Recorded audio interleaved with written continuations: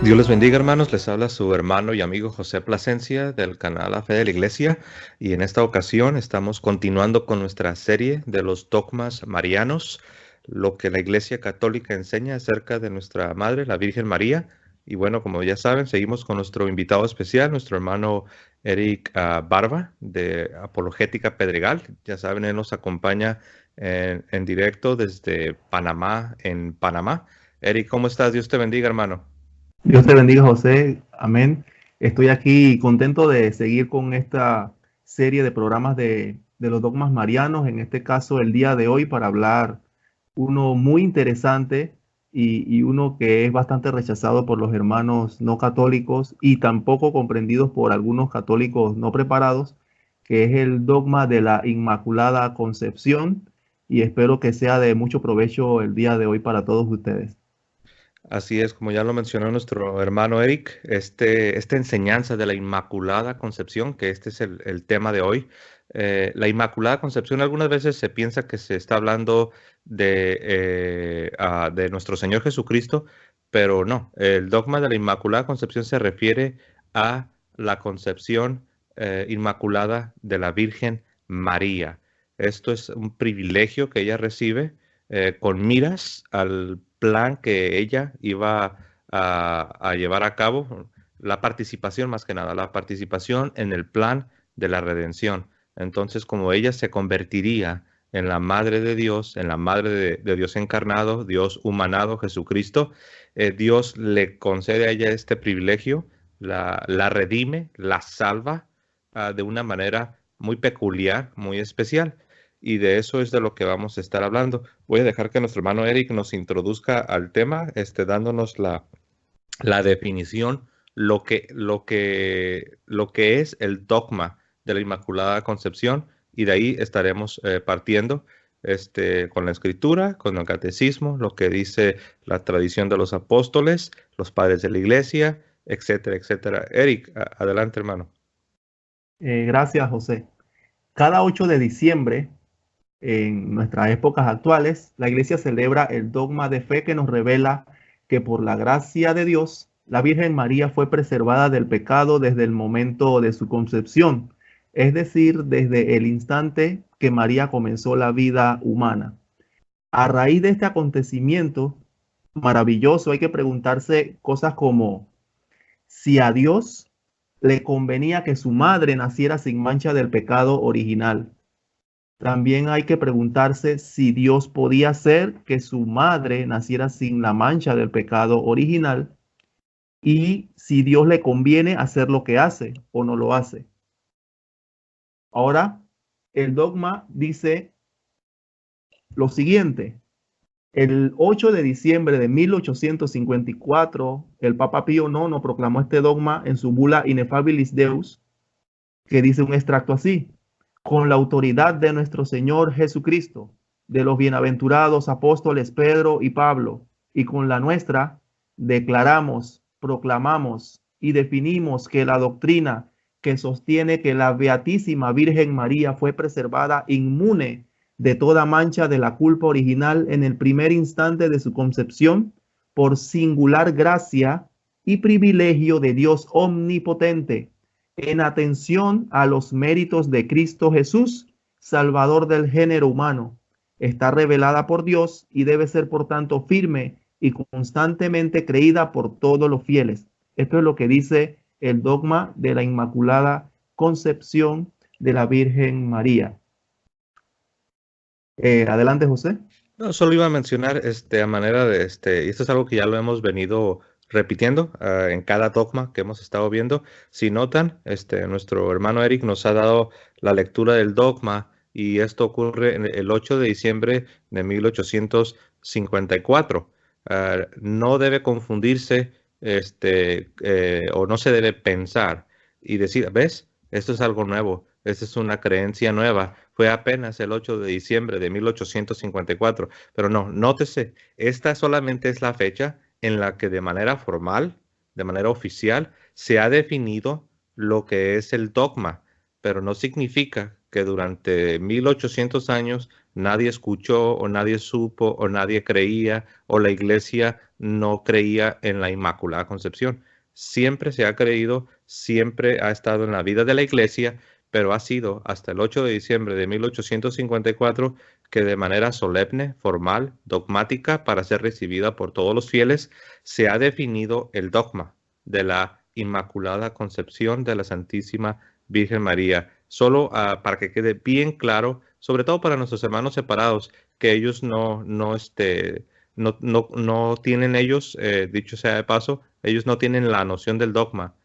Para ellos dogma, para muchos, es sinónimo de algo malo. Escuchan dogma y rápido lo rechazan, no entienden qué es un dogma. Un dogma es una creencia que no puede ser quebrantada, no puede ser rechazada. Es una creencia, especialmente cuando se ha definido, cuando se ha, de manera solemne, se ha formalizado. Es algo que los cristianos no podemos rechazar y estamos obligados a creerlo. Solamente a manera de un paréntesis, una aclaración, como ya lo hemos venido haciendo. Adelante, Eric. Sí, este dogma hay que tener muchos aspectos presentes para poder entenderlo. Entre ellos es que hay que entender que María fue concebida por sus padres de la misma forma que nosotros. O sea, que no fue una inmaculada concepción en el sentido de que el Espíritu Santo la concibió o no tuvo participación de varón su madre o cosas por el estilo, al igual que Jesús. Ella fue concebida por sus padres, que por tradición sabemos que se llamaban Joaquín y Ana, de la misma forma que nosotros, pero con excepción de sin mancha, que es lo que explicaba que si a Dios le convenía por honor a él y por honor a su hijo, tener a su madre que naciera sin el pecado original. María fue predestinada, eso también hay que ponerlo, hay que subrayarlo, que María fue predestinada por Dios Padre para ser la madre del Salvador. Por eso convenía que su alma al momento de su concepción estuviera sin pecado. Y nótese esa palabra. Por eso convenía que su alma al momento de su concepción estuviera sin pecado. Entre los demás dones que Dios le dio a María está también que no tuvo concupiscencia. De manera que, como dice Santo Tomás, que la gracia no solo santificó el alma de María, sino también su cuerpo, a fin de que pudiera la Virgen vestir con él al Verbo eterno. Todo esto lleva a comprender que María, desde el primer instante de su concepción, fue enriquecida por el Espíritu Santo con la plenitud de la gracia, que eso es lo que vamos a ver más tarde en los textos bíblicos, cuando el ángel le dice llena de gracia. Ella fue enriquecida por el Espíritu Santo con la plenitud de la gracia. Por estos argumentos se puede estudiar mejor el saludo del ángel que decía en griego, en las escrituras de Lucas, que Jaritomene. Ajá. Y lo que comentaba José, que María fue redimida, perdón, por eso que dice que mi espíritu se alegra en Dios, mi Salvador. Porque Dios, hay que comprender, hermanos, que Dios no solamente salva levantando a las personas de las caídas, Dios también salva preservando a las personas de caerse. Y si Dios no fuera capaz de preservar una caída y solo fuera capaz de salvar de una sola manera, Él no obraría en la perfección. Y todos sabemos que Dios es perfecto. Dios tiene que saber salvar de una forma y de la otra, no solamente de una sola manera, de a nuestro modo de ver carnal, ¿verdad, José? Sí, así es. De hecho, me vino a la mente tiempo atrás, respondí yo a una pregunta de un apologista protestante. Su pregunta era esta. Él decía, si María fue concebida sin la mancha del pecado, entonces significa que en el tiempo ella nunca fue manchada con el pecado. Y luego aquí viene la pregunta del apologista protestante. Y él lanzaba la pregunta, entonces, ¿cómo es posible que Jesucristo sea el Redentor o el Salvador de la Virgen María si ella nunca estuvo manchada con el pecado? Y aquí la respuesta, hasta le hice un video, está en el canal para los que lo quieran ver, que es lo mismo que acabas de señalar, Eric. Dios no solamente te salva levantándote de una caída una vez que ya caíste, sino Dios también te salva impidiendo que caigas o impidiendo que te manches. En el Padre Nuestro, ¿qué es lo que decimos? Le decimos a Dios que que nos libre, que nos libre del mal. Le estamos pidiendo a Dios que nos evite, que nos prevenga, que de una manera preventiva evite que caigamos en la tentación, en el mal. Entonces, Dios es Salvador, no solo porque te saca del lodo y te limpia y te lava. Dios también es Salvador porque evita e impide que te embarres de más pecado. Y eso es lo que hacemos en cada oración. ¿Qué decimos? Señor, por favor, líbrame del mal. No permitas que yo caiga en la tentación. Y Dios lo hace, y lo hace muchas veces y todos los días, y sí es nuestro Salvador. Del mismo modo, lo hizo con María, pero de una manera muy especial, impidiendo que María fuera manchada con el pecado. Adelante, Eric. Sí, con respecto a este tema, quiero tocar un punto del catecismo, que es exactamente lo que estamos hablando, que es el numeral 487 y 488. Numeral del catecismo, para los hermanos católicos, recuerden tener muy importante su catecismo en casa, porque es la explicación que da la iglesia a la doctrina que profesamos con los textos bíblicos. Así está. Ahí está el catecismo. No nomás Sí, sí, damos sí. consejos. Numeral 487 dice nuestra Santa Madre Iglesia, lo que la fe católica cree acerca de María se funda en lo que cree acerca de Cristo, pero lo que enseña sobre María ilumina a su vez la fe en Cristo. Entonces, ¿qué tiene que ver con esto con lo que estamos hablando? Que María sí fue redimida por Cristo, pero ¿cómo? Jesús, al ser el sumo sacerdote, al encarnarse, cuando tuvo que venir a este mundo, él iba a ser el sumo sacerdote por excelencia. No solo puede ser capaz de redimir a la humanidad en la cruz. Recuerden, él es Dios, él es omnipotente, él puede hacer lo que sea. Él no solo es capaz de redimir a las personas en la cruz, sino que también redimió a María antes de la cruz, porque él es Dios. ¿Y cómo es esto posible? Si él no fuera capaz, como mencionaba, de redimir, aunque sea a una sola persona, a su caída del pecado, no actuaría.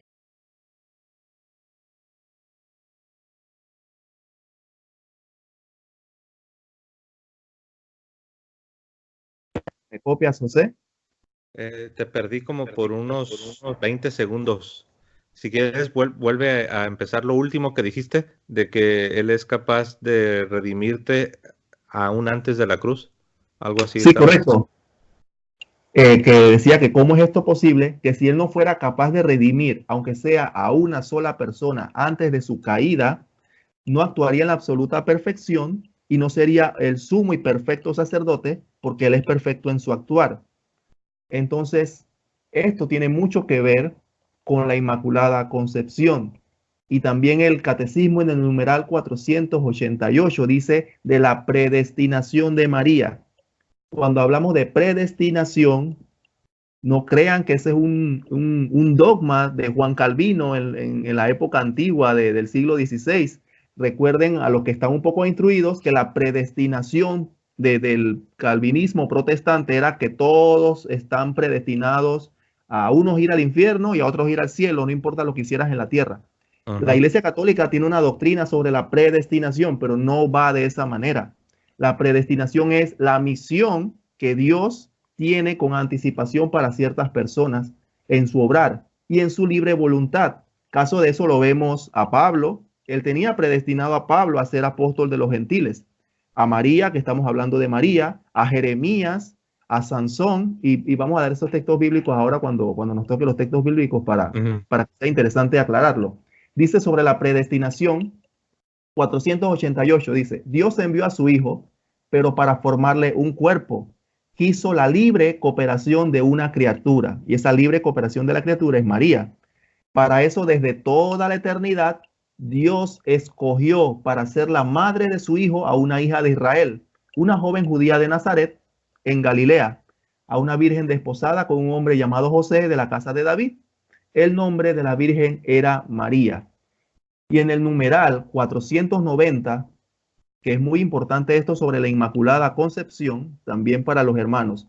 Catecismo numeral 490 al 494 habla sobre la Inmaculada Concepción. Dice este numeral del Catecismo que para ser la madre del Salvador, María fue dotada por Dios con dones a la medida de una misión tan importante. Y aquí hacen referencia al Lumen Gentium número 56. El ángel Gabriel en el momento de la anunciación la saluda como llena de gracia en Lucas 1:28. En efecto, para poder dar el asentimiento libre de su fe al anuncio de su vocación, era preciso que ella estuviese totalmente conducida por la gracia de Dios y no tener absolutamente ningún pecado o caída, o por decirlo así, que ella fuera víctima de Satanás, porque Dios y Satanás son enemigos y Dios no puede estar mezclándose con el pecado. Ya sabemos que en el libro de la sabiduría, que Dios es la infinita sabiduría, en el capítulo 1, versículo 4, dice a raíz de la sabiduría, en efecto, en alba fraudulenta no entra la sabiduría, no habita en cuerpo sometido al pecado.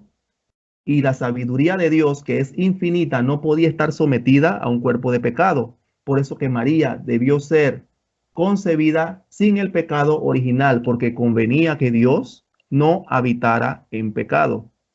O sea, adelante. Sí, muy interesante ese punto, sobre todo este punto que tocaste, que viene de Génesis 3:15, del llamado primer evangelio o proto-evangelio. Es la primera profecía mesiánica, donde después de la caída de nuestros primeros padres, Adán y Eva, Dios está prometiendo la redención del género humano. Y ahí en Génesis 3:15, cuando Dios le dice a la serpiente que pondría enemistad entre la serpiente y Eva, la mujer, y entre la simiente de la serpiente y la simiente de la mujer, que sabemos que es el Mesías. Ahora, esta idea de la enemistad, muchas veces lo pasamos por alto, lo leemos, pero ahí hay un concepto teológico. Nosotros sabemos que estar en amistad con Dios significa estar en santidad. Para estar en una amistad con Dios debemos de estar en santidad, debemos de estar en gracia. Ahora, lo contrario de este estado de gracia, de esta santidad, de este estar bien con Dios, de tener una conciencia limpia, es la enemistad. Y eso es lo que ocurrió cuando Eva fue engañada y Adán y Eva desobedecen a Dios. Entonces se creó una amistad con la serpiente, con Satanás, con el diablo. Y Dios, hablando del futuro, hablando de la redención, hablando del evangelio, dice: yo voy a poner una enemistad entre la serpiente y la mujer, entre la simiente de la serpiente y la simiente de la mujer. Ahora, ¿qué es esta enemistad? Todo cristiano, todo católico debería preguntarse, ¿qué es lo que Dios está prometiendo? ¿Cómo que Dios va a poner una enemistad? Y aquí es donde entra lo que estás diciendo, Eric, la Inmaculada Concepción. No se podría decir que María y la serpiente están en enemistad mientras ella tenga pecado morando en su vida. Dios prometió que iba a haber enemistad entre la serpiente y la mujer, que es María. Entonces, esa enemistad es la ausencia del pecado, o dicho de otra manera, es la Inmaculada Concepción. Y aquí es donde entra lo de la segunda Eva, que ya lo vimos la vez pasada un poco, pero muchos lo pasan por alto. Hace poco alguien me preguntó, Eric, me dijo, a ver, ¿dónde en la Biblia? Capítulo, así me lo dijo, capítulo y versículo. ¿Dónde en la Biblia dice que María es la segunda Eva? Y yo inmediatamente, Génesis 3:15. Y fue y lo leyó. Me dijo, pero no dice María. Y le dije, no, no dice María, pero ¿quién es la mamá del Mesías? No, pues María.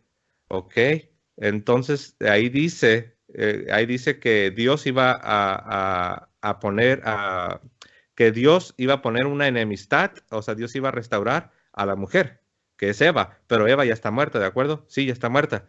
Entonces, ¿dónde queda la mujer? No, pues es la mamá de Jesús. ¿Y cómo se llama la mamá de Jesús?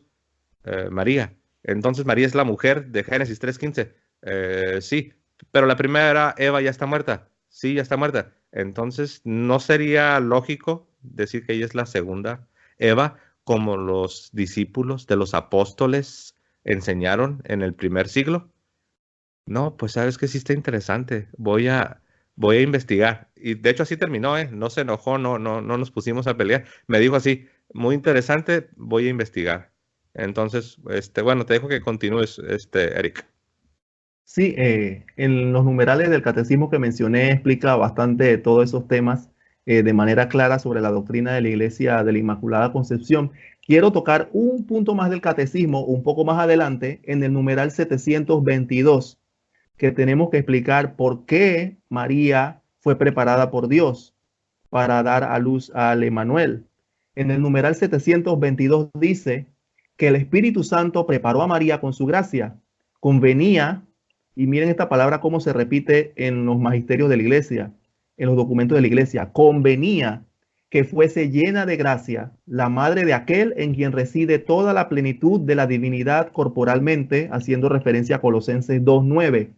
Ella fue concebida sin pecado por pura gracia, como la más humilde de todas las criaturas, la más capaz de acoger el don inefable del Omnipotente.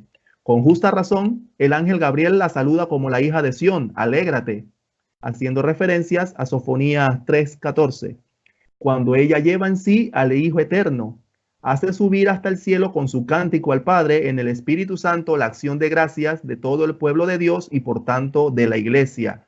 Qué hermoso es que Dios haya preparado una morada terrena y perfecta.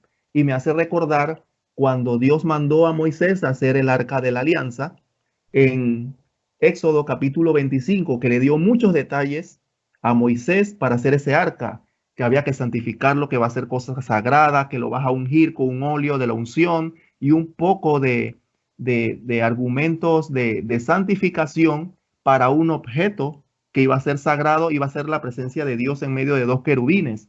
Entonces, eso que es figura, como hablabas en el anterior programa, que es figura y un objeto inanimado, y Dios lo santifica y Dios le ofrece el óleo de la unción por medio de los requerimientos a Moisés, ¿con qué mejor, con qué mejor término va él a hacer que su madre tenga una santificación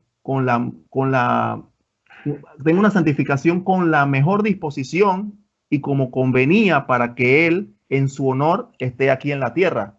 Por eso que se puede citar ese texto del Proverbios 9:1, porque Dios es la manifestación de la sabiduría eterna. Y dice el Proverbios 9:1 que la sabiduría ha edificado una casa, ha labrado sus 7 columnas. Eso es lo que dice el Proverbios 9:1, que la sabiduría ha edificado una casa y ha labrado sus 7 columnas.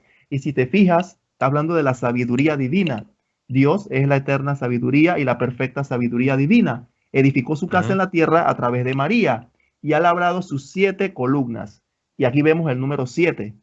¿Recuerdan lo que significa el número 7? La perfección de Dios. O sea que Dios tuvo que edificar una casa perfectamente compatible con lo que Él es, 3 veces santo. ¿Qué opinas, José, sobre esto? Muy interesante, Eric. Como ya lo señalaste también en el programa pasado, donde nos hablaste de la pureza del arca de la alianza, cómo esta arca tenía que ser pura, de oro puro, tenía que ser de materiales muy especiales, nadie la podía tocar, solamente los que ministraban. Y sabemos que el arca contenía, ¿qué contenía el arca? Contenía el maná, que sabemos que es el pan del cielo. ¿Y quién es el pan del cielo? Es Jesucristo. Sabemos que contenía también las tablas de la palabra de Dios, los mandamientos. ¿Y quién es la palabra de Dios hecha carne? Es Jesucristo. Y tenía también la vara de Aarón, que representa el sacerdocio. ¿Y quién es el sacerdote por excelencia? El sumo sacerdote es Cristo. Entonces, el arca de la alianza, que era lo más sagrado sobre la faz de la tierra, que fue construida de materiales puros, de oro purísimo, que representa la santidad. Si el arca de la alianza en el Antiguo Testamento, como lo acabas de decir, Eric, que solamente era una figura, solamente era una sombra de la realidad que estaba por venir, si eso tenía que ser tratado con tanta reverencia y con tanta pureza, cuanto más el arca que iba a tener en su seno a la palabra de Dios hecha carne, que iba a tener al maná del cielo, al pan vivo que descendió del cielo a Jesucristo. ¿Y quién es esta arca? ¿Y quién es esta arca? Es María. María en su vientre, en su seno, llevó al verdadero pan del cielo, a la verdadera palabra de Dios encarnada, al sumo sacerdote. Si el arca del Antiguo Testamento tenía que ser pura, cuanto más el arca de la nueva alianza, que de hecho aquí tengo, más adelante lo voy a mencionar cuando estemos viendo en la escritura, pero hay quienes dicen, no, sí, ya sé, dice, ustedes dicen que los padres de la iglesia decían que María era el arca y que el arca del nuevo pacto, pero de hecho también está en la Sagrada Escritura, pero lo vamos a ver un poco más adelante, mientras aquí dejo mi comentario. Eric. Sí, voy a hacer un repaso ahora del magisterio de la iglesia, el Dessinger, que también es bueno que los católicos tengan, el magisterio de la iglesia que explica todos los documentos papales, bulas, etcétera, desde los primeros siglos, desde los primeros siglos. Voy a hacer un repaso breve de cada uno de ellos, donde se habla que María es inmaculada. O sea, para que sepan de que, como tú mencionabas, que no solo en el año 1854 la iglesia se inventa eso, que eso no es invento de la iglesia, eso es algo creído por todo el cristianismo desde los apóstoles y sus sucesores. Así que vamos a hacer referencia al magisterio, algunos documentos de la iglesia que nos habla sobre eso a través de la historia. Dice, siendo papa Adeodato en el 11º concilio de Toledo del año 675. Vamos a comenzar por esto. En el año 675, en el concilio de Toledo, cuando se habla en referencia a la encarnación de Cristo, se decía lo siguiente: creemos que de estas tres personas, solo la persona del Hijo, para liberar al género humano, asumió al hombre verdadero sin pecado de la santa e inmaculada María Virgen. Oigan lo que dice el concilio de Toledo en el año 675. Ya retrocedimos más de 1000 años a la definición de la Inmaculada Concepción para hablar de este tema de que María es inmaculada. Sin pecado de la Santa Inmaculada María Virgen, de la que fue engendrado por nuevo orden y por nuevo nacimiento. Vamos ahora al año 634. El Papa Honorio I, en una carta al patriarca de Constantinopla, en un pequeño fragmento dijo, para no leerlo todo, porque Cristo, sin pecado concebido por obra del Espíritu Santo, sin pecado nació de la Santa e Inmaculada Virgen Madre de Dios, sin experimentar contagio alguno de la naturaleza viciada. Mire lo que dice el Papa Honorio al patriarca de Constantinopla en el año 634, que Jesús nació de la Santa e Inmaculada Virgen Madre de Dios, sin experimentar contagio alguno de la naturaleza viciada. ¿Y qué quiere decir esta frase? Esta frase dice mucho de que no experimentó contagio alguno de naturaleza viciada. Está hablando de que prácticamente María es inmaculada y ella no le transmitió ningún tipo de pecado a Jesús en este sentido, ¿no? Vamos ahora al año 787 en el segundo concilio de Nicea, año 787. Contra los iconoclastas, cuando estaba en discusión el tema de las imágenes, que la iglesia y el cristianismo condenó a esas personas, esa secta de iconoclastas que estaban molestando mucho con el tema de las imágenes, igual que los protestantes modernos de ahora. En su definición sobre las imágenes sagradas ya se hablaba de la Inmaculada se hablaba de la Inmaculada Señora Nuestra, Santa Madre de Dios.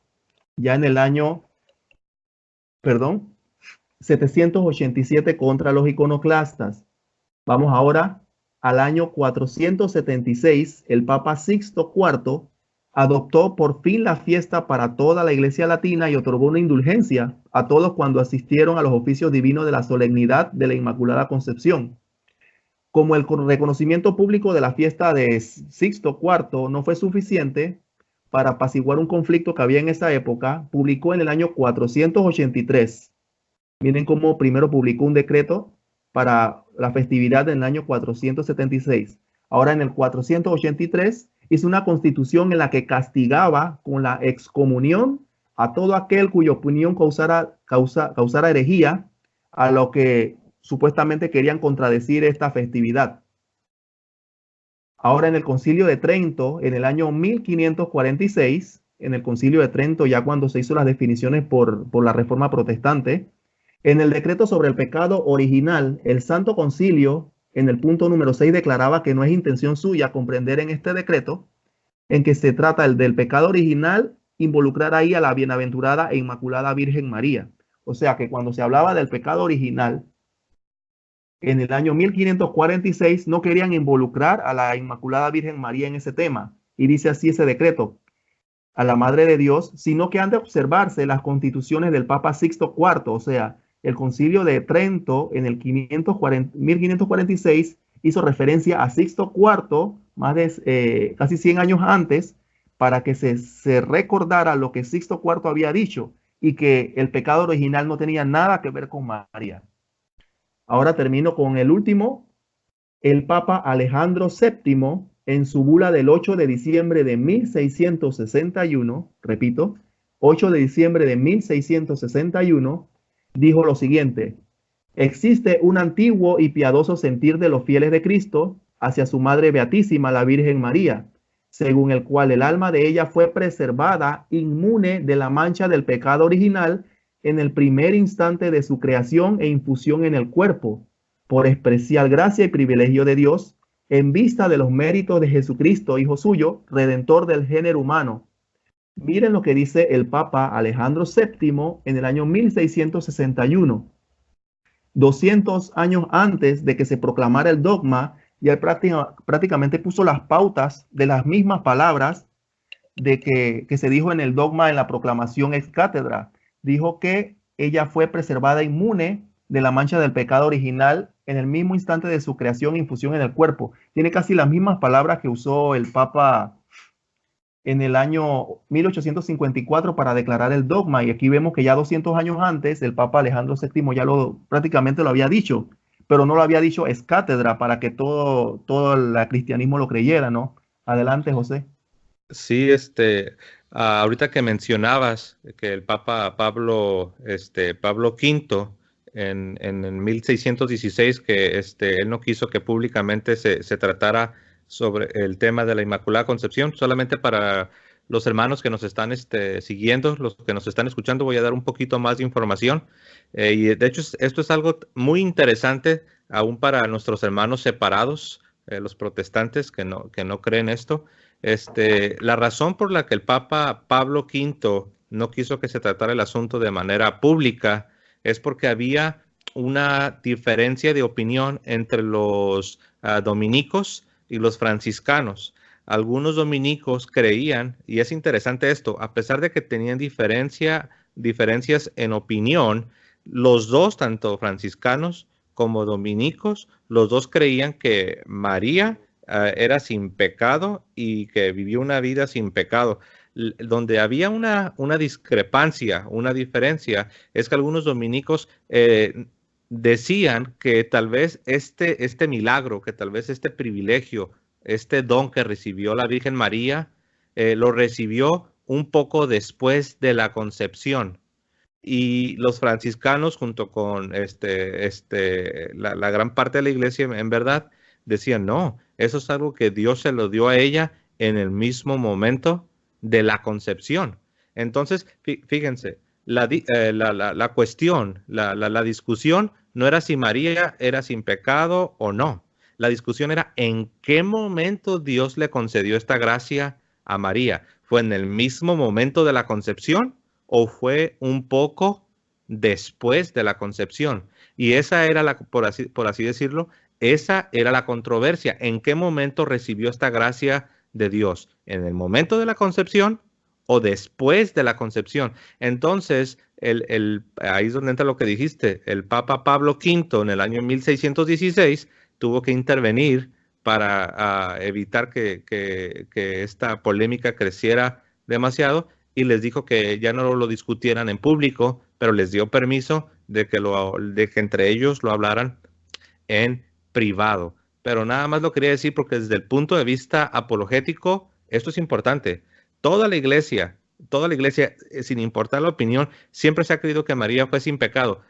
Cuando hubo duda, cuando hubo alguna opinión distinta, fue para decir en qué momento recibió esa gracia, en qué momento ocurre el milagro, en la concepción o después de la concepción. En otras palabras, algunos querían decir querían creer, en lugar de la Inmaculada Concepción, querían creer en el Inmaculado Nacimiento. Sería entonces, si hubieran ganado ellos, por así decirlo, hubiera sido el Inmaculado Nacimiento de la Virgen María.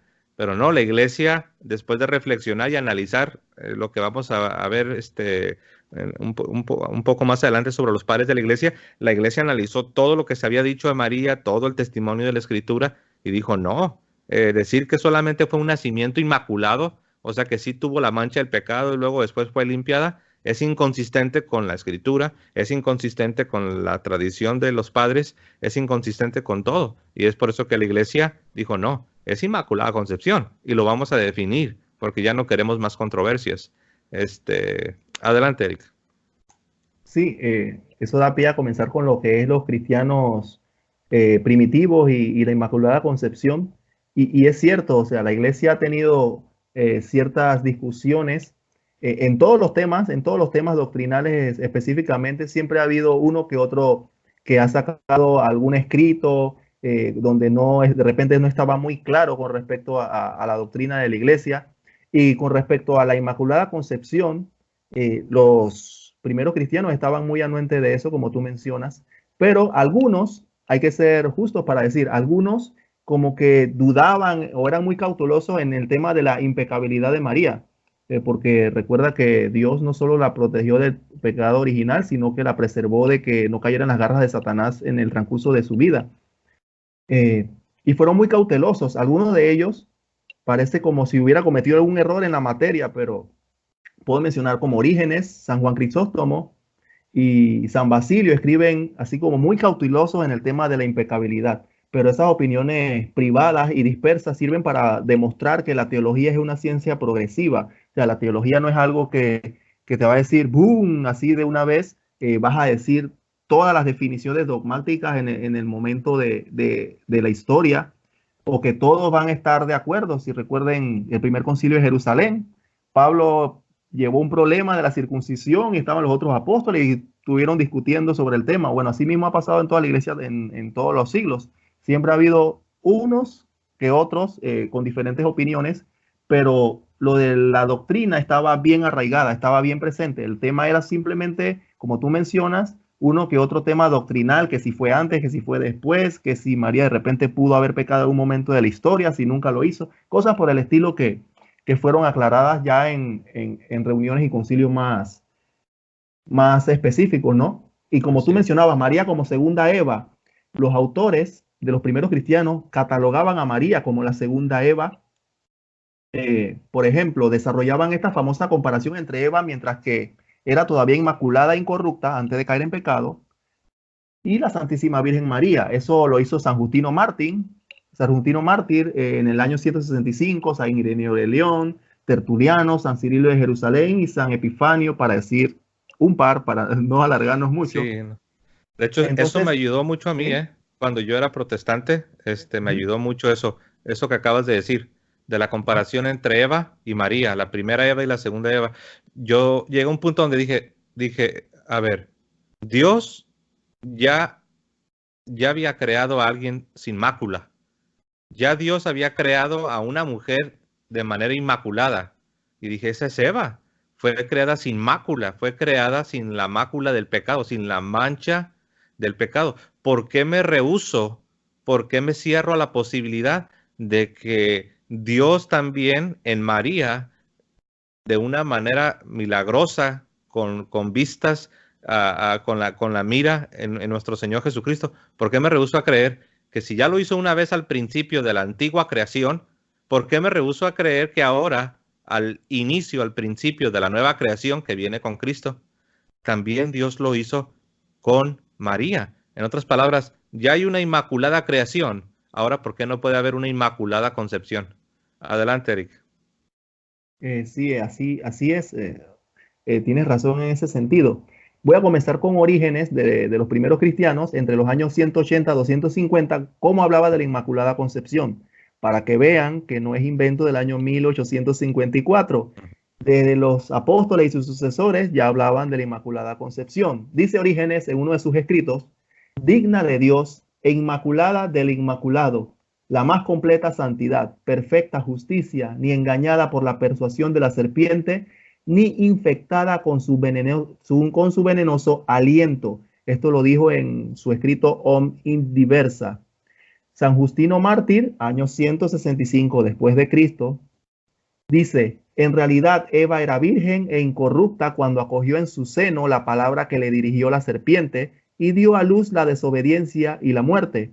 Por el contrario, la Virgen María concibió fe y alegría cuando el ángel Gabriel le anunció la buena nueva de que el Espíritu del Señor vendría sobre ella y el poder del Altísimo la cubriría con su sombra. Este es un diálogo a Trifón en el año 165.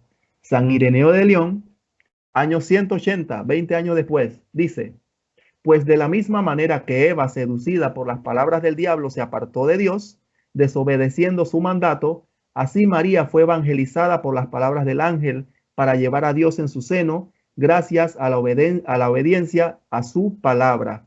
Así vemos que como van haciendo las comparaciones, como tú mencionas, de la antigua Eva con la nueva Eva, en ese tipo de fragmentos, ¿no? Vamos ahora con San Jerónimo, que les gusta citar a los hermanos separados. Miren que San Jerónimo habló algo con respecto a este tema. Dice, proponte por modelo a la gloriosa Virgen, cuya pureza fue tal que mereció ser la madre del Señor. Miren lo que dice San Jerónimo, cuya pureza fue tal que mereció ser la madre del Señor. San Jerónimo escribió que María era totalmente pura.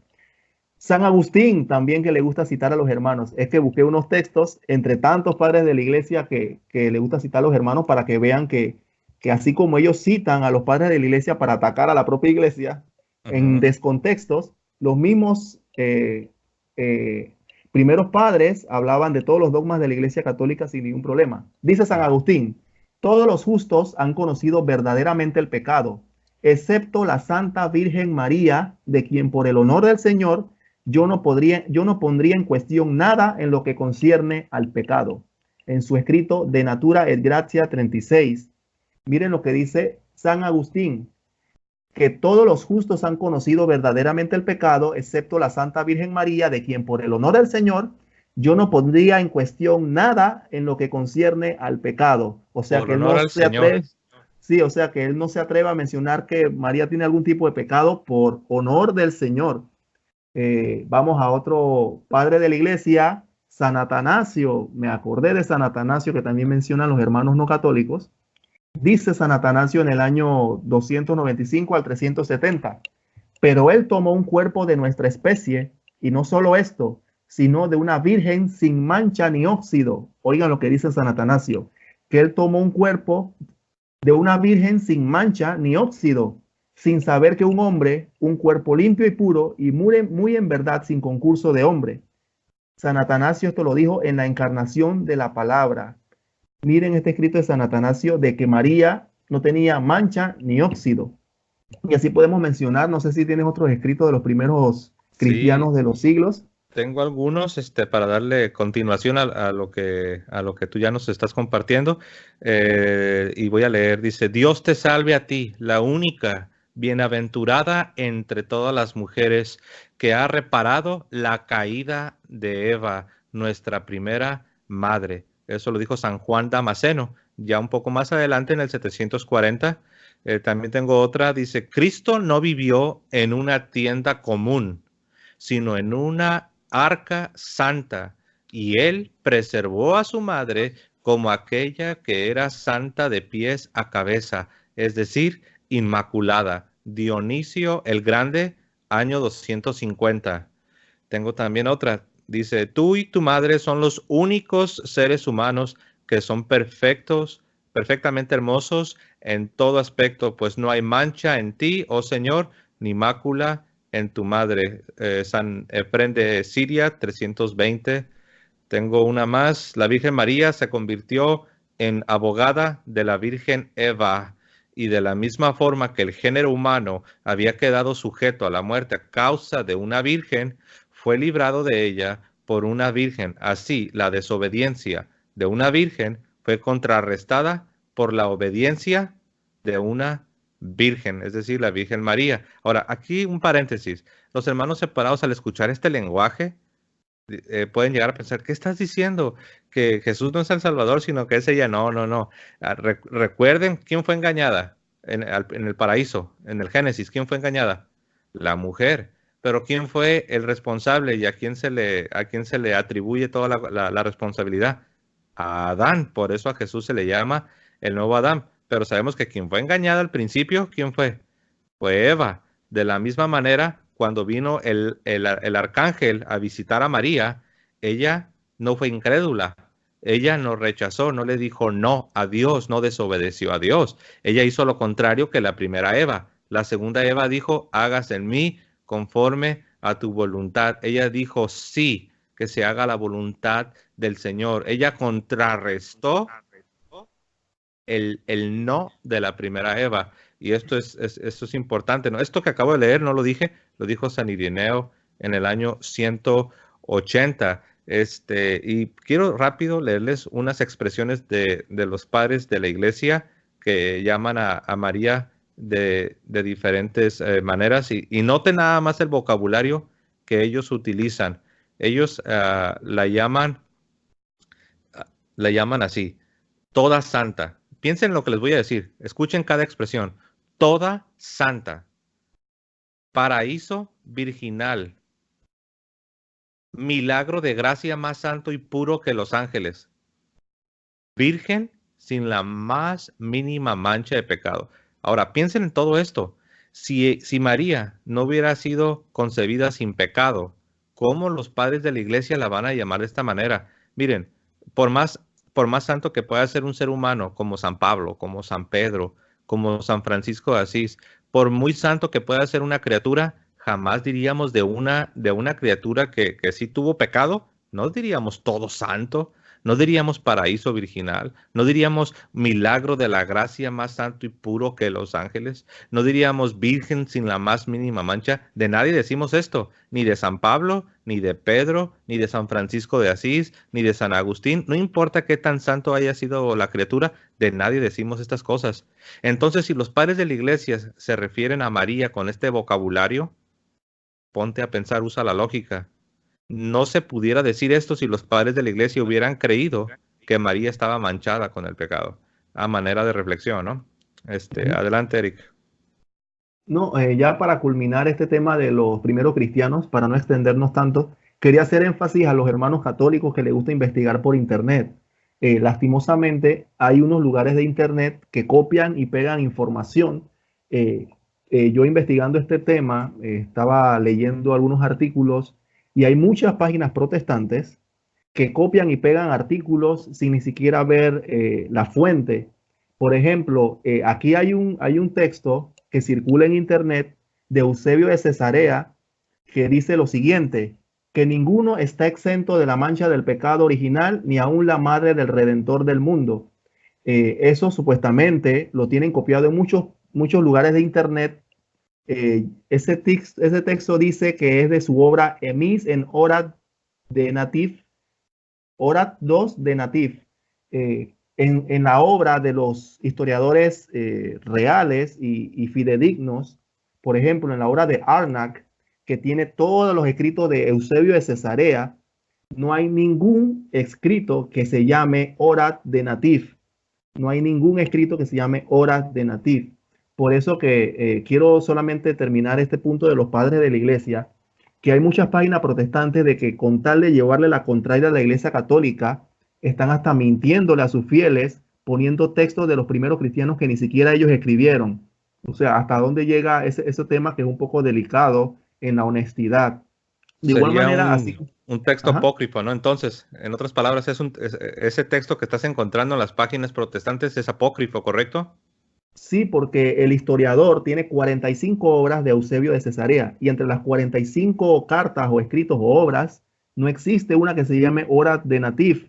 De igual manera, así mismo agarran, para que sepan los hermanos católicos, así mismo agarran a los demás padres de la iglesia para atacar a la iglesia en descontextos, cuando agarran a San Agustín, a San Atanasio, a San Jerónimo, que sí, que San Jerónimo dijo que no le gustaban los libros deuterocanónicos y cosas por el estilo, y hacer decir a San Agustín cosas que él nunca dijo, o extraen un pedazo de un escrito que él estaba hablando de otra cosa y lo meten en lo que ellos quieren que diga. Y eso es bastante peligroso quería aclarar este punto, para terminar con los padres de la iglesia, de que no es honesto agarrar a los padres de la iglesia y hacerle decir cosas que ellos no dijeron, o agarrar textos, como en este caso de Eusebio de Cesarea, en páginas apologistas protestantes, para hacerle decir a Eusebio de Cesarea algo que él nunca dijo, que la madre del Redentor del mundo sí vino con el pecado original o cosas por el estilo.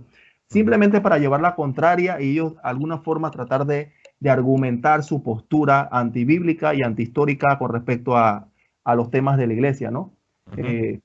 Sería ya ahora el siguiente tema, no sé si quieres tocar. No, me faltaba. Si estamos hablando de historia del cristianismo, tenemos que hablar de Martín Lutero. Casi se me olvida Martín Lutero, el primer reformador protestante que habló de la Inmaculada Concepción. Mira que casi se me olvida, casi. Martín Lutero creía en la Inmaculada Concepción de María. Vamos a ver dos sermones nada más, dos sermones de Martín Lutero para no extendernos ya.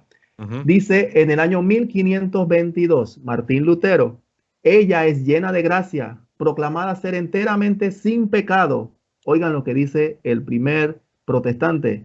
Ella es llena de gracia, proclamada ser enteramente sin pecado, algo exclusivamente grande, para que la gracia de Dios la llenara con todo bien e hiciera que ella libre de todo mal.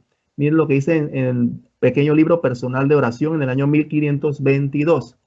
Aquí tenemos otro escrito en el año 1527 que dice: es dulce y piadoso creer que la infusión del alma de María se efectuó sin pecado original, de modo que en la mismísima infusión de su alma, ella fue también purificada del pecado original. Oigan, Martín Lutero prácticamente dijo la doctrina de la iglesia, que dice que María fue purificada del pecado original en la mismísima infusión de su alma, lo que mencionaste al principio, en el mismo instante, y adornada con los dones de Dios, recibiendo un alma pursa infundida por Dios, de modo de que desde el primer momento que ella comenzó a vivir, fue libre de todo pecado.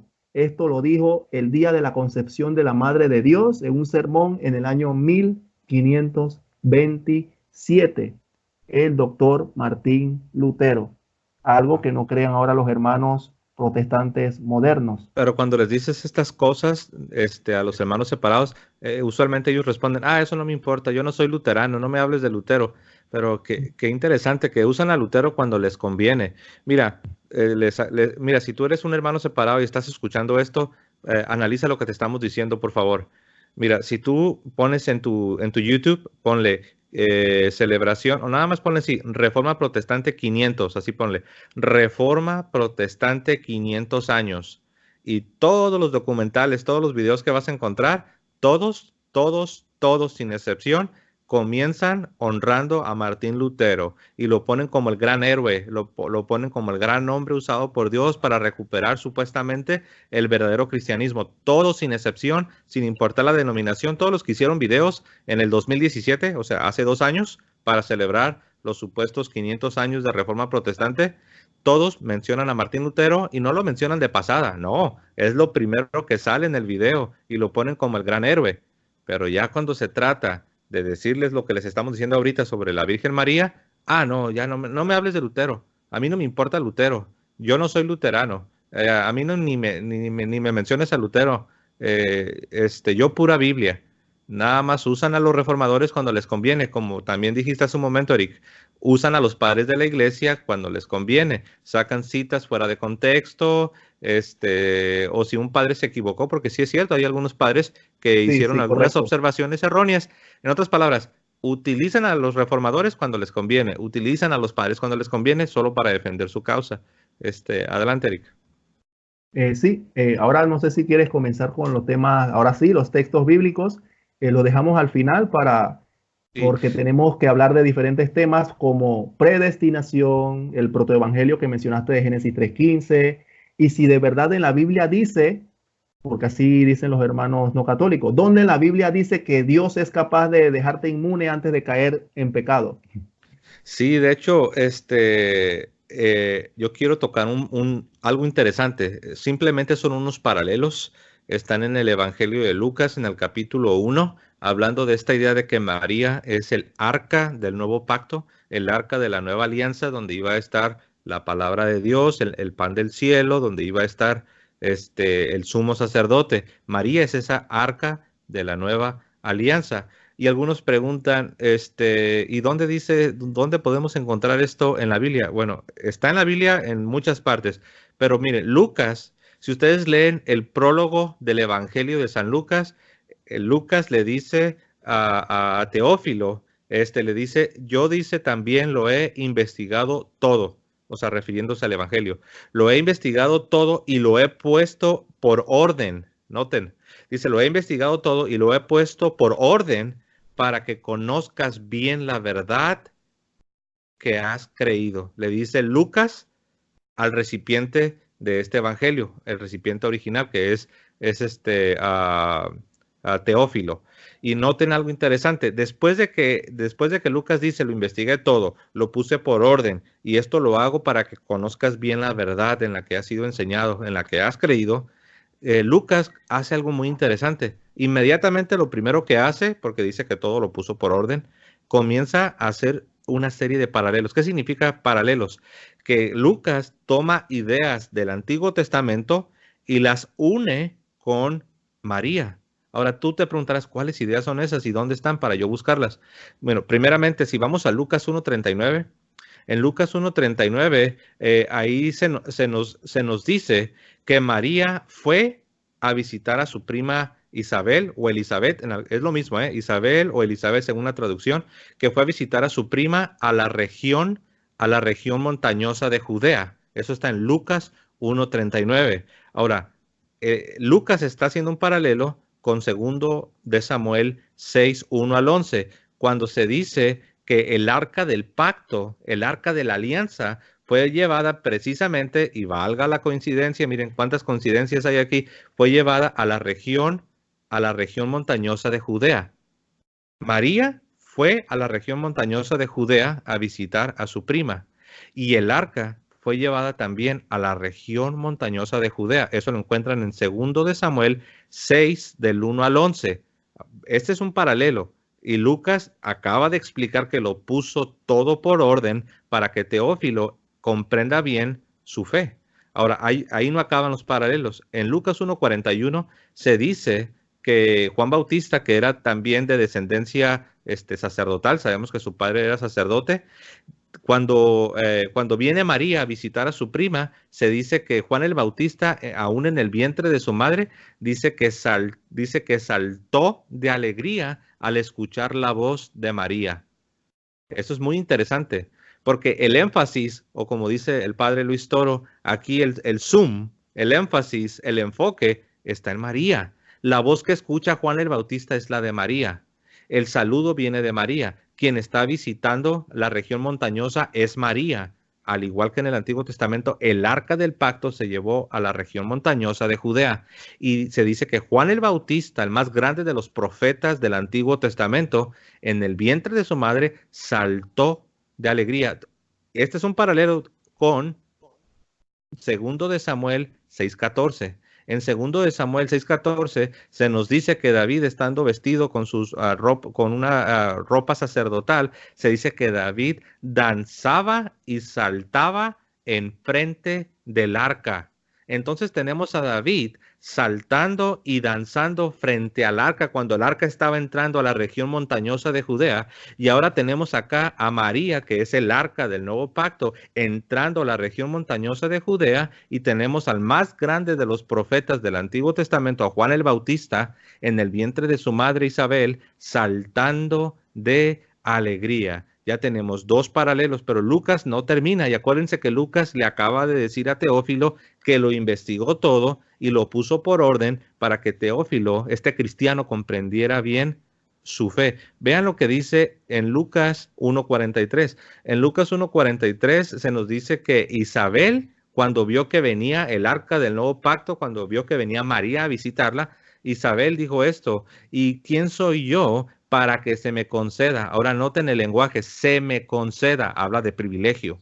¿quién soy yo para que se me conceda que la madre de mi Señor, que la madre de Kyrios, que significa Dios, quién soy yo para que se me conceda que la madre de mi Señor, de mi Dios, venga a mí? Eso está en Lucas 1:43.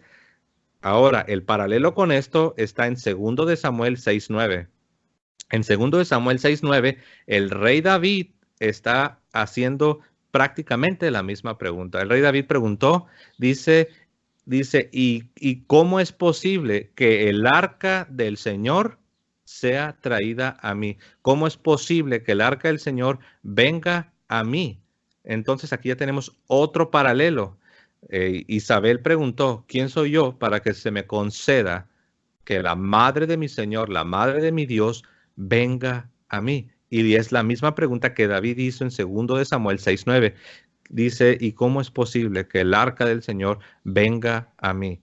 ¿Todo esto es casualidad?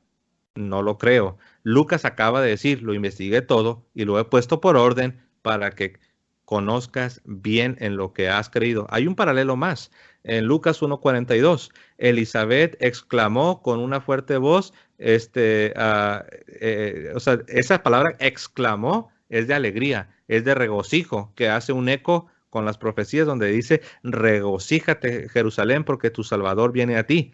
Y eso lo hace Isabel, exclama, se regocija. Y también es un paralelo con 2 de Samuel. 2 de Samuel 6:15, donde se dice que el rey David también exclamó o se regocijó en la presencia de Dios. Y hay un paralelo más. En Lucas 1:42, perdón, 1:56. En Lucas 1:56 se dice que María permaneció en la casa de su prima Isabel por 3 meses. Lo mismo se dice en 2 de Samuel 6:11. Se dice que el arca del pacto, el arca de la alianza, permaneció en la casa de Obed-Edom por 3 meses. El arca permanece en la región montañosa de Judea por 3 meses. Y María permanece en la región montañosa de Judea por 3 meses. El arca de la antigua alianza y el arca de la nueva alianza. Y ahí no termina. Es que hay más, es increíble, hermanos. Esto es algo increíble. Recuerdo en un debate, un apologeta católico le preguntó a un apologeta protestante, ¿tú qué piensas de todos estos paralelos? Y el apologeta protestante dice, pues interesante.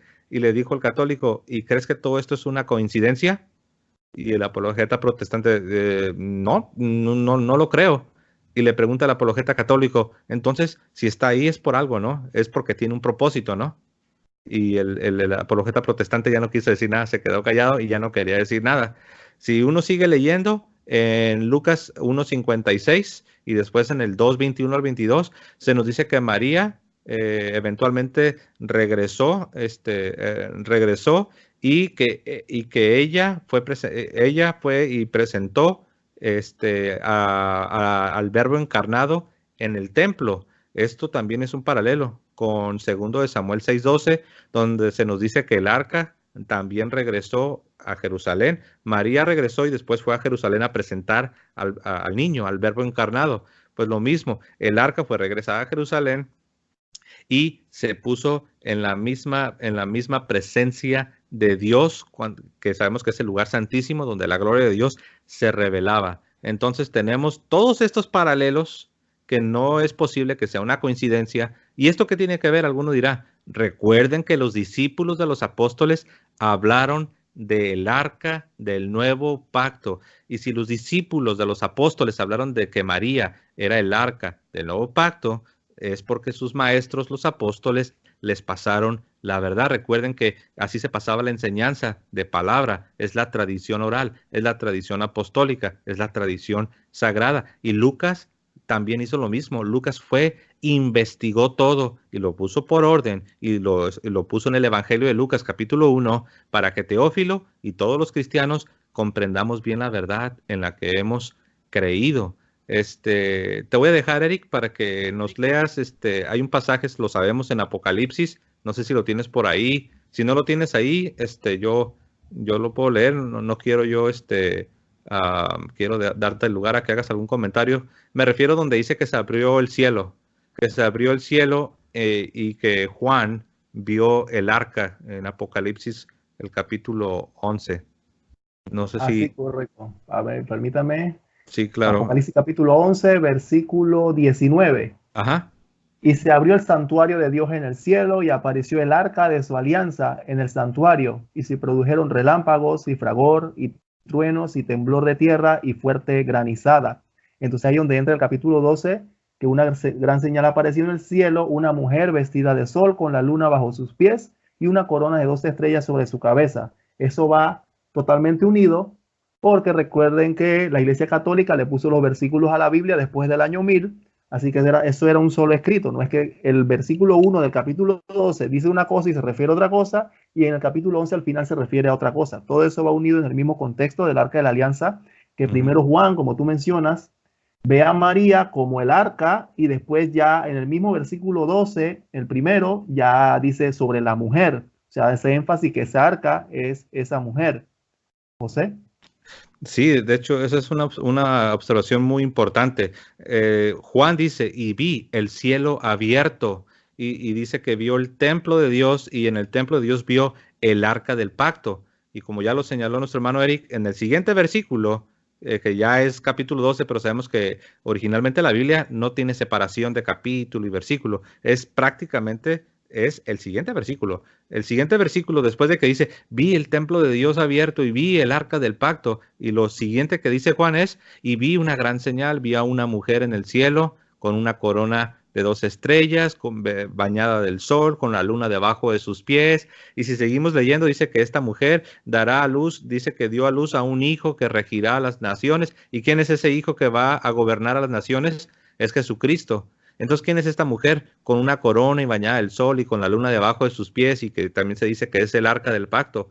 ¿Quién es la mamá de Jesucristo? ¿Quién es la mamá del Mesías? Es María. Y lo sabemos bien porque el mismo texto lo dice. Y ahí mismo, en Apocalipsis 12:17, se dice que María es la madre de los que guardan los mandamientos de Dios y retienen el testimonio de Jesucristo. En otras palabras, esta mujer, la mamá del Mesías, que es María, también es la madre de los cristianos, de los que guardan los mandamientos de Dios y retienen el testimonio de Jesucristo. Eric. Sí, quiero pasar a otro texto que es uno muy puntual de que se usa para hablar sobre este tema de la Inmaculada Concepción, que es Lucas 1:28. Lucas 1:28 es el saludo del ángel a María, que le dice, alégrate llena de gracia, el Señor está contigo. O en las versiones protestantes dice, salve muy favorecida. ¿Dónde está el problema aquí? Que no es lo mismo. Hay algunos que escuché decir que muy favorecido, es decir, es lo mismo que lleno de gracia. La palabra griega en llena de gracia es quejaritomene.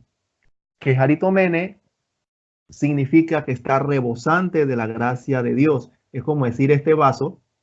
Por eso que cuando saluda a su prima Isabel, cuando este vaso está rebosante y se desborda, el agua está rebosando. Así estaba María cuando visitó a la prima Isabel. Se desbordaba la gracia, el Espíritu Santo en ella, que con solo saludar o hablar, el niño saltó en su seno, ¿no? Y ella se llenó de Espíritu Santo también y comenzó a hablar las palabras hermosas de donde a mí que venga la madre de mi Señor y todo lo demás. Entonces, este texto de Lucas 1:28 dice llena de gracia, quejaritomene.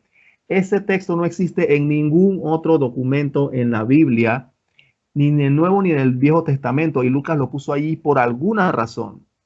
Por ejemplo, a Esteban en Hechos de los Apóstoles se le dice lleno de gracia, un joven lleno de gracia, y ahí la palabra es pleies charitos, en griego, pleies charitos. Lo interesante aquí es que en las versiones protestantes a María le dicen muy favorecida, y a Esteban sí le pone que está lleno de gracia. Es algo interesante en ese tema, porque el término es la que era, la que es y la que siempre será llena de la gracia de Dios. Eso es lo que en realidad quiere decir la palabra quejaritomene, que no existe como una forma de expresarlo bien en español, porque no existe la terminología para esa expresión tan larga que quiso decir el apóstol, el evangelista Lucas.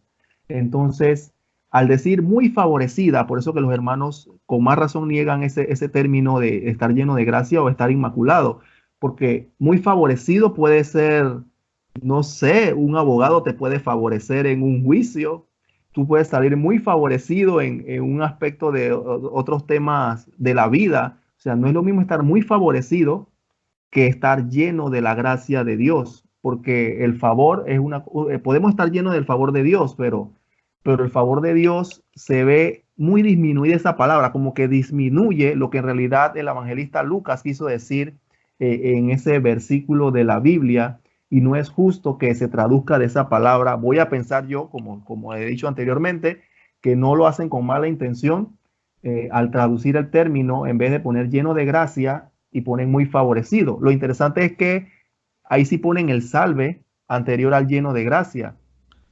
El salve sí lo traducen como salve, pero el lleno de gracia le ponen muy favorecido. ¿Qué opinas, José, de ese término? Muy interesante, Eric. De hecho, hay un teólogo protestante reformado, ya falleció hace como un año o dos. Su nombre es R.C. Sproul o RC, son sus iniciales, ¿no? La R y la C y luego Sproul. Él también, fíjate, él era protestante y no era católico, pero él siempre renegaba de esas traducciones que acabas de decir, que nada más le ponen muy favorecida, o algunas ni muy favorecida, nada más algunas le ponen favorecida. Y él mismo decía, esas son malas traducciones. Él decía, la verdad es que aquí está hablando de algo más fuerte. Dice, y él siendo protestante reconocía eso, ¿eh? Siendo protestante lo reconocía, y él estaba bien inconforme cuando nada más le ponían o favorecida o muy favorecida. No le gustaba mucho porque es que él conoce el idioma original. Es un idioma, es una expresión muy fuerte.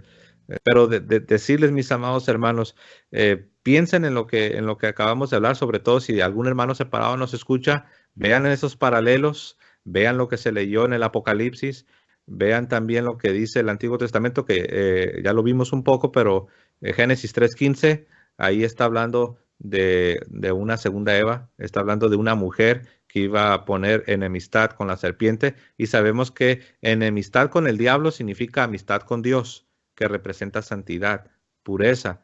O Santiago lo dice de otra manera. Santiago lo dice que el que se hace amigo del mundo, el que es amigo del mundo, se constituye enemigo de Dios. Enemistad significa que no tienes pecado. Si estás en amistad con Dios, es santidad.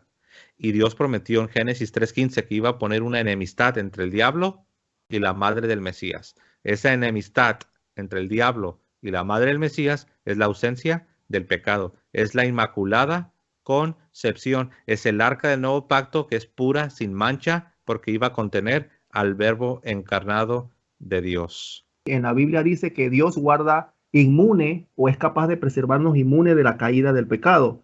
Dice en Judas 1:24, al que es capaz de guardaros inmunes de caída y de presentaros sin tacha ante su gloria con alegría, al Dios único, nuestro Salvador, por medio de Jesucristo, nuestro Señor, gloria, majestad, fuerza y poder, antes de todo tiempo, ahora y por todos los siglos. Amén.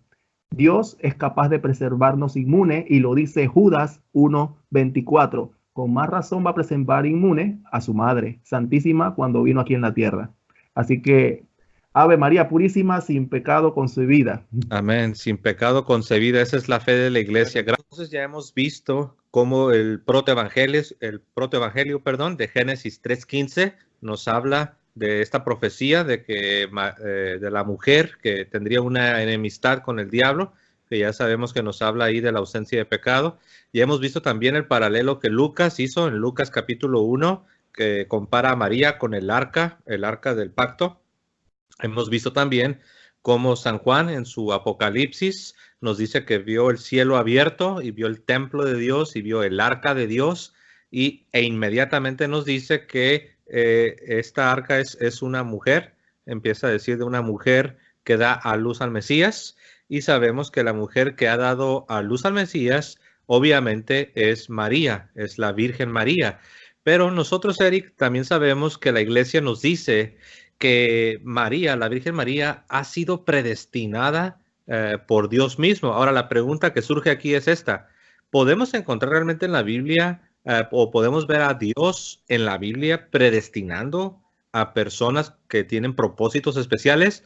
¿O esto es algo que la iglesia simple y sencillamente, como dicen los protestantes, lo inventó para engañar a la iglesia? ¿Cómo ves tú, Eric? Sí, como mencionaba al principio del video, que casualmente vamos a hablar de la predestinación, no en los términos protestantes calvinistas, sino en términos que enseña la Iglesia Católica. Es bastante fácil encontrar ejemplos de personas santas que han sido santificadas y justificadas desde el vientre, incluso desde antes que se haya concebido. Así que es una idea presentada en la Biblia de la santidad que se imparte incluso antes de nacer, de hecho, incluso antes de la concepción. Vamos a ver algunos ejemplos de predestinación para un fin o para una misión desde el vientre materno. Dice así, vamos a comenzar con Sansón en Jueces 16-17, dice, le abrió todo su corazón y le dijo, la navaja no ha pasado jamás por mi cabeza porque soy nazir de Dios desde el vientre de mi madre. Miren lo que dice Sansón aquí, que la navaja no ha pasado jamás por mi cabeza porque soy nazir de Dios desde el vientre de mi madre. Si me rasuraran, mi fuerza se retiraría de mí y me debilitaría y sería como un hombre cualquiera. Entonces, ¿qué es un nazir o un nazareno? Hay unas Biblias que traducen nazareno o nazareo. Es una persona que se separó y fue de especial consagración a Dios, uno que hizo votos especiales que iban más allá de los requisitos ordinarios de la ley. Vamos a seguir viendo, por ejemplo, en Isaías, dice Isaías 49, Isaías capítulo 49, para los que están anotando, Isaías 49, desde el versículo 1, dice lo siguiente. Oídme, islas, atended, pueblos lejanos. Yahvé desde el seno materno me llamó, dice Isaías. Yahvé desde el seno materno me llamó. Desde las entrañas de mi madre recordó mi nombre. Hizo mi boca como espada afilada, en la sombra de su mano me escondió. Hízome como saeta aguda, en su carjat me guardó. Me dijo, tú eres mi siervo Israel, en quien me gloriaré. Pues yo decía, por poco me he fatigado, en vano e inútilmente mi vigor he gastado. ¿De veras que Yahvé se ocupa de mi causa y mi Dios de mi trabajo? Dice el versículo 5. Ahora pues dice Yahvé, el que me plasmó desde el seno materno para siervo suyo. Repito, el que me plasmó desde el seno materno para siervo suyo, para hacer que Jacob vuelva a él y que Israel se le una. Mas yo era glorificado a los ojos de Yahvé, mi Dios era mi fuerza. Aquí Isaías está diciendo que él fue plasmado desde el seno materno para una misión en Israel. Seguimos viendo otro ejemplo en el Salmo 139:13. El Salmo 139:13 dice la Sagrada Escritura que Dios tiene planes para sus siervos de incluso antes que fueran concebidos, porque Dios está fuera de todo tiempo y lugar. Miren lo que dice el Salmo 139:13. Porque tú formaste mis entrañas, tú me hiciste en el vientre de mi madre. Repito, porque tú formaste mis entrañas, tú me hiciste en el vientre de mi madre. Te alabaré, porque formidables, maravillosas son tus obras. Estoy maravillado y mi alma lo sabe bien. No fue encubierto de ti mi cuerpo, bien que en lo oculto fui formado y entretejido en lo más profundo de la tierra. Mi embrión vieron tus ojos, y en tu libro estaban escritas todas aquellas cosas que fueron luego formadas sin faltar una de ellas. Así la idea de que una persona es de alguna manera espiritualmente formado y moldeado por Dios y llamada desde el momento mismo de su concepción, así como lo fue María, es un concepto bíblico explícito, como estamos mencionando, es un concepto bíblico explícito. Si pudo ponerle la misión a Isaías, si pudo a Sansón darle una misión de consagración, ¿por qué no con la madre que iba a dar a luz al Hijo de Dios, a traer una misión más importante? Sino que es la más importante, es la más importante de todas las escrituras de la salvación del mundo. Vamos a seguir viendo otro ejemplo en Jeremías.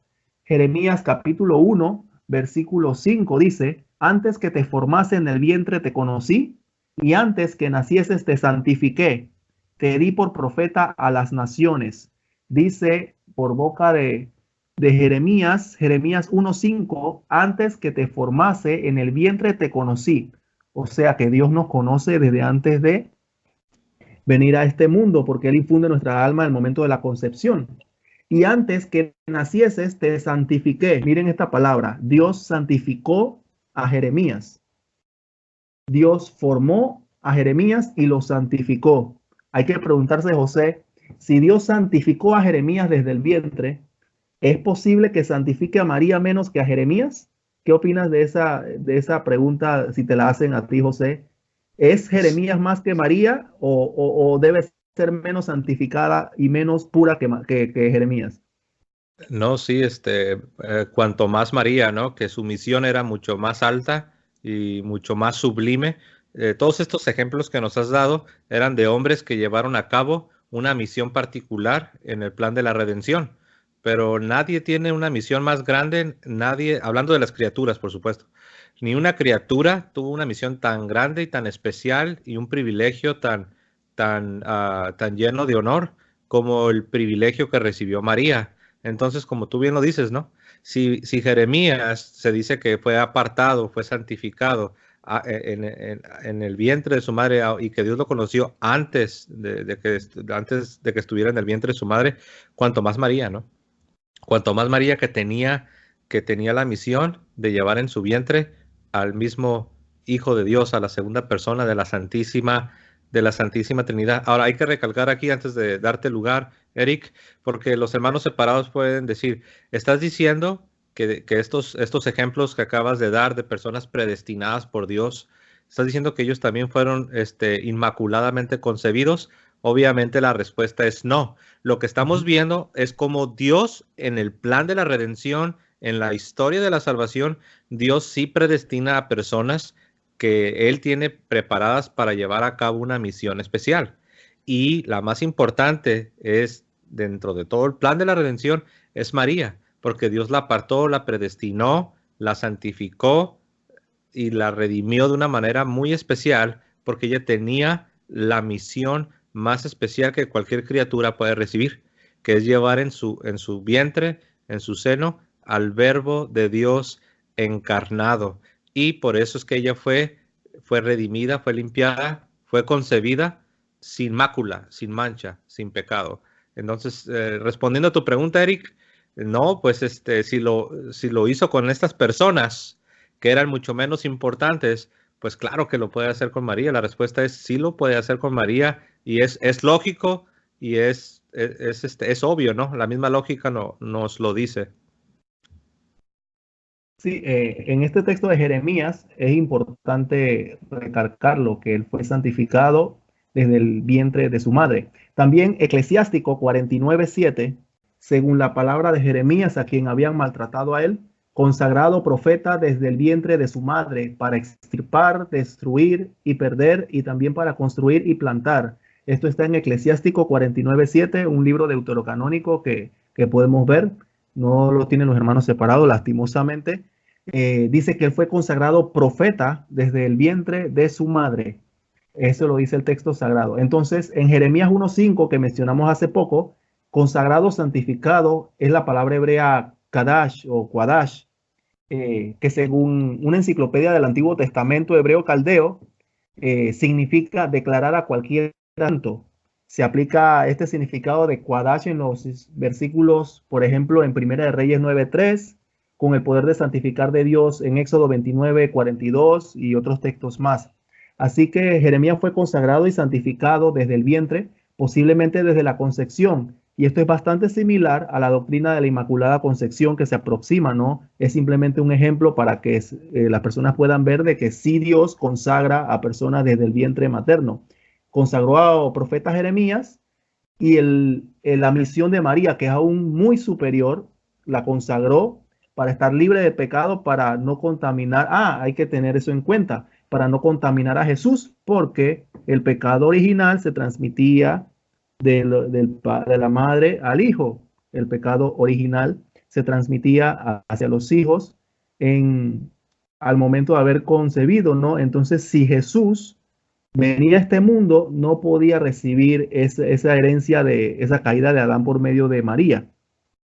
Entonces, vamos a seguir entonces todos estos casos del Antiguo Testamento. Encontramos la misma pauta o regla para el Nuevo Testamento, a ver si se cumple sobre la predestinación y la santificación. En Lucas 1:15 vamos a ver otro ejemplo, porque será grande delante de Dios, no beberá vino ni sidra y será lleno del Espíritu Santo aún desde el vientre de su madre. ya hablando de Juan el Bautista. Vamos a ver ahora con los textos de María, Lucas 1:41. Y aconteció que cuando oyó Elizabeth o Isabel la salutación de María, la criatura saltó en su vientre y Elizabeth fue llena del Espíritu Santo y exclamó a gran voz, bendita tú entre las mujeres y bendito el fruto de tu vientre. Es lo que mencionaba hace un rato el texto de Elizabeth. Y por último, San Pablo nos dice algo similar. En Gálatas capítulo 1, versículo 15. Gálatas 1:15 dice, pero cuando agradó a Dios que me apartó desde el vientre de mi madre y me llamó para su gracia, revelar a su Hijo en mí para que yo le predicase entre los gentiles. No consulté enseguida con carne y sangre. Dice San Pablo que él fue apartado desde el vientre de su madre y que fue llamado por gracia para ser, como todos los conocemos, el apóstol de los gentiles. Así que esto sigue en el contexto del Antiguo Testamento de Jeremías, que antes que te formase en el vientre de tu madre te conocí y te santifiqué, para Jeremías hacer su misión. Pablo en Gálatas 1:15 fue también predestinado desde el vientre de su madre para una misión. Isaías también fue predestinado desde el vientre de su madre para una misión. Y podemos ver que esto se aplica también a la Virgen María. Fue predestinada desde el Génesis capítulo 3 versículo 15 a ser la madre de esa simiente que iba a aplastar la cabeza de Satanás. Entonces, si estas personas eran santas, estas personas eran consagradas, estas personas estaban llenos de la gracia de Dios, hay que preguntarse, ¿María estaba menos llena de la gracia de Dios que ellos? ¿María era menos santificada y menos sagrada que ellos? Estos son muchos puntos que hay que tocar para que las personas se den cuenta de que en los textos bíblicos, con la fe y la razón, porque hay que usar la razón da textos bíblicos muy explícitos de que coherentemente la Santísima Virgen María fue inmaculada desde su concepción al tener una misión tan importante que cumplir, que traer al Hijo de Dios en la tierra, no simplemente predicar o profetizar como los apóstoles. Esta misión era más grande, más inmensa. Y entonces también podemos decir, para terminar unos textos bíblicos para darte paso, que si Dios es capaz de guardarnos inmunes de la caída de un pecado, si Dios es capaz de guardarnos de la caída de un pecado, Él obra perfectamente, no solamente como mencionábamos hace un rato atrás, de que Jesucristo no solo vino a redimir a través de la cruz, Él puede redimir al ser Dios, a evitarnos caer. ¿Dónde lo dice? En Judas capítulo 1 versículo 24. Judas 1:24 dice, al que es capaz de guardaros inmunes de caída. Lo que dice Judas, repito, al que es capaz, o sea Dios, de guardaros inmunes de caída y de presentaros sin tacha ante su gloria con alegría. Al Dios único, nuestro Salvador, por medio de Cristo, nuestro Señor, gloria, majestad, fuerza y poder antes de todo tiempo, ahora y por todos los siglos.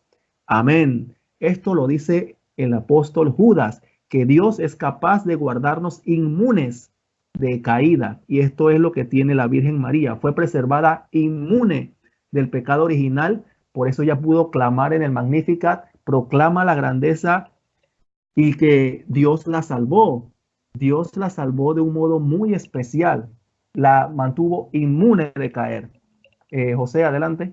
Sí, así es por la dignidad de nuestro Señor Jesucristo. Un comentario solamente: algunos teólogos católicos han reflexionando sobre la Inmaculada Concepción, han observado que este privilegio, esta prerrogativa, este regalo, este don que recibe María de la Inmaculada Concepción, no necesariamente es para no pasarle el pecado a su Hijo, porque nosotros sabemos que Dios pudo haberlo impedido simplemente por un acto sobrenatural, que en el momento de la concepción Jesús sea concebido sin pecado. O sea, esto de la Inmaculada Concepción de María es más que nada por el honor, es por el honor de Jesucristo. Es decir, Jesucristo no podía morar en un arca, no podía morar en un vientre, en un seno, en una mujer que está contaminada por el pecado. O sea, no es necesariamente para que no le pasara el pecado a la carne de Jesucristo, sino es simple y sencillamente por el honor y la dignidad de Cristo. Él no podía morar en una arca, como dice uno de los padres de la iglesia, en una arca común y corriente. Si el arca de la antigua alianza tenía que ser de oro puro y tenía que ser de lo más especial, cuanto más el arca de la nueva alianza. Es decir, Dios pudo haber hecho por un acto sobrenatural que en el momento de la concepción Jesús hubiese sido concebido sin la mancha de ningún pecado, aunque su madre no hubiera participado, aunque su madre no hubiera tenido la inmaculada concepción. Pero la pregunta es, si Dios pudo haber hecho un milagro, entonces ¿por qué María de todas maneras es concebida sin pecado, concebida inmaculadamente? La respuesta es por el honor y la dignidad de Jesucristo, que Jesucristo no podía morar en un vientre, en un seno contaminado por el pecado, en una arca común y corriente, por así decirlo. Me vino a la mente esto, ¿no? Y y pues sí, como bien señalas, esta predestinación ya viene desde el protoevangelio, desde el Génesis 3:15. Claramente Dios está diciendo que esta mujer, que es la madre del Mesías, y la serpiente, que sabemos que es Satanás, es el diablo, tendrían una enemistad. Y como dicen los teólogos, una enemistad perfecta. ¿Qué significa una enemistad perfecta? Es decir, todo lo contrario de lo que es el diablo, sin pecado, sin cosas mundanas, sin maldad. Y Dios fue lo que le dio a la Virgen María, a la madre del Mesías. Adelante, Eric. Sí, como mencionas, en esa enemistad o van varias cosas ligadas, que es la negación de cualquier relación amistosa con el diablo, como mencionas, es una inmunidad perfecta, porque no puede ser esclava del demonio, inmunidad perfecta sobre todo pecado y sobre la liberación del reino del maligno y de su enemistad que tiende a procurarnos el mal, que es la caída y demás. Entonces, vamos a ver aquí. Esta predestinación, San Pablo la explica en Romanos 8:29. Dice, pues a los que de antemano conoció, también los predestinó a reproducir la imagen de su Hijo para que fuera él el primogénito entre muchos hermanos. A los que predestinó, a esos también los llamó. A los que llamó, los justificó. Y a los que justificó, también los glorificó. Dice Romanos 8:29 y 30. Entonces, una persona predestinada como María, uno es llamada. ¿Dónde la llamaron? En Lucas 1:26, cuando el ángel llegó, fue enviado por Dios a darle la noticia. 2, son justificados. Cuando el ángel le dijo, alégrate, llena de gracia, el Señor está contigo. Son glorificados y santificados. ¿Dónde vemos que fue glorificada y santificada? El ángel le dijo, no temas, María, porque has hallado gracia delante de Dios. Está en Lucas capítulo 1, versículo 30. Por tanto, María cumple las condiciones que pone Pablo, que tienen que cumplir aquellos que han sido predestinados. Y entonces podemos concluir que María fue predestinada a ser inmaculada. Una vez, bueno, hemos demostrado estas condiciones como lo menciona San Pablo, y en las escrituras están perfectamente claros.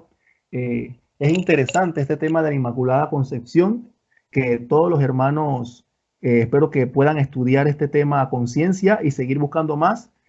Como tú sabes, José, no podemos mencionar todos los textos bíblicos, todos los padres de la iglesia, pero espero que este compendio pequeño y resumido y compacto, coherente, puedan las personas entender de que con la fe y la razón y la Biblia explícitamente e implícitamente dan a entender que la Inmaculada Concepción es razonable y era lógico de que Dios hiciera todas esas maravillas de permanecer a María Inmaculada para su misión grandísima aquí en la tierra. Así que con eso termino acá el aporte, José. Así es, no, muchas gracias, hermano Eric. Pues ahí lo tienen, el dogma de la Inmaculada Concepción. Eric ya mencionó este pasaje donde habla de los predestinados, que son los hijos de Dios. Y gracias, Eric, porque al principio aclaraste. La iglesia no cree en la predestinación como la entendía Calvino y como la entienden los calvinistas. No creemos en que Dios predestina a unos al infierno y otros al cielo. No es así. Sin embargo, Dios en sus designios eternos tiene un plan y lo lleva a cabo y todos los que están en Cristo, también como lo leyó Eric en Romanos capítulo 8, se les llama los predestinados. Pues ahí lo tienen. En la siguiente ocasión, en el siguiente programa, vamos a estar viendo el dogma de la Asunción de la Santísima Virgen María, que ella ya fue glorificada, como lo leyó Eric. Ella también ha sido glorificada, tiene un cuerpo glorificado, ella fue asunta a los cielos y ella ya tiene el paquete completo. Nosotros, Eric, yo y todos ustedes, un día seremos glorificados, pero todavía no está completo en nosotros el proceso. En María, ese proceso ya está completo. Ella ya está asunta en los cielos con un cuerpo glorificado. Pero ese es el tema del siguiente programa. Gracias, Eric. Gracias a todos ustedes que nos han estado acompañando pacientemente. Que tengan un hermoso día y que Dios me los bendiga a todos. Hasta luego, hermanos. Hasta luego, que la pasen bien.